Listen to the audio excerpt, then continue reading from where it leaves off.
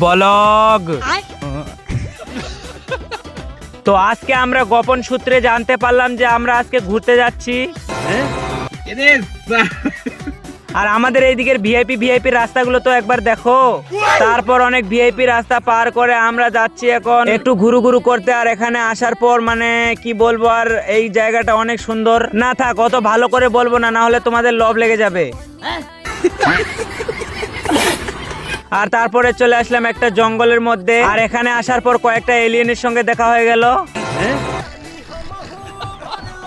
আর ওই এলিয়েন দেখার পর আমি ভয়তে বের হয়ে চলে আসলাম। আর তারপর চলে আসলাম ফারাক্কা ব্রিজে। ও সরি, মানে ফারাক্কা ব্রিজ না, মানে কুমারগঞ্জ ব্রিজে।